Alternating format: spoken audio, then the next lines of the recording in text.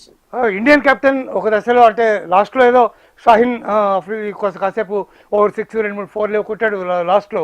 తిలక్ వర్మని లేకపోతే రింకు సింగ్ని బౌలింగ్కి తీసుకురావడం ద్వారా పాకిస్తాన్కి ఏం చెప్పాలనుకుంటున్నాడు ఇండియా కెప్టెన్ అని మీరు అనుకుంటున్నారు? చెప్పాలని కాదు, ఇప్పుడు అప్పటికే అసలు మ్యాచ్ సీల్ అయిపోయింది మన ఇండియా ఫేవర్ లో.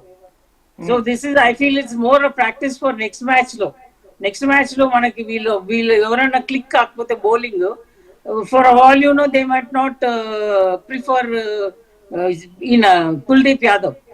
అప్పుడు ఈ ఇద్దరు కలిసి ఒక 4 overs మున్పటి మ్యాచ్లలో సెహ్వాగ్ ఇంకా టెండూల్కర్ వేసేసుకున్నారు, సౌరవ్ గంగూలీ, ఈ ముగ్గురు కలిసి ఒక కోటా వేసేసుకున్నారు, ఒక bowler quota finish చేసేసేవాళ్ళు.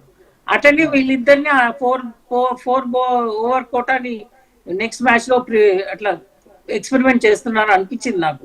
Because they was no need otherwise. Bumrah ఉండినాయి ఓవర్స్, శివం డూబేకి అసలు వేయలేదు bowling. It was just I feel it was they were preparing more for the next match. అంటే కాబట్టి తిలక్ వర్మ కూడా వికెట్ వచ్చింది ఆల్రెడీ. క్యాచ్ కనుక డ్రాప్ చేయకుండా ఉంటే తిలక్ వర్మ సెకండ్ వికెట్ కూడా వచ్చిండేది నిజానికి.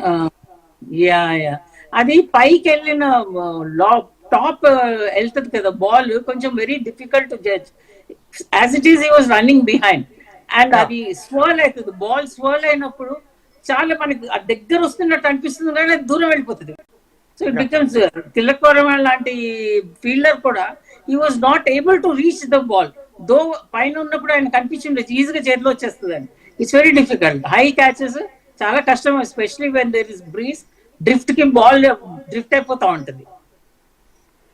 మీకు నిన్న జరిగినటువంటి మ్యాచ్లో ఫస్ట్ బ్యాటింగ్ చేసేటప్పుడు ఉన్నటువంటి టర్నింగ్, బాల్ ఎంత స్పిన్ అవుతోంది అనే దానికి, తర్వాత సెకండ్ ఇన్నింగ్స్ జరిగేటప్పుడు మ్యాచ్ ఎంత టర్నింగ్ అయ్యేదానికి చాలా తేడా ఉన్నట్టు కనిపిస్తోంది.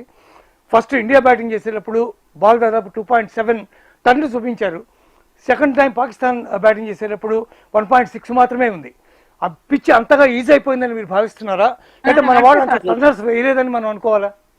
అట్లా కాదు, it also depends on the bowlers ability to spin కదా. వికెటే స్పిన్ చేస్తే ఇంకా మన ఎవరైనా స్పిన్ చేసేసుకోవచ్చు. It is bowlers ability to spin. కొంతమంది చాలా స్పిన్ చేస్తారు బాల్ ని, కొంతమంది కొంచెం తక్కువ స్పిన్ చేస్తారు. ఇప్పుడు అనిల్ కుంబ్లే ఉండినాడు, ఎంత స్పిన్ చేసేవాడు ఆయన వికెట్ మీద. సో ఇట్ డిపెండ్స్ అన్నమాట, మన బౌలర్ ది ఎబిలిటీ మీద కూడా ఉంటుంది.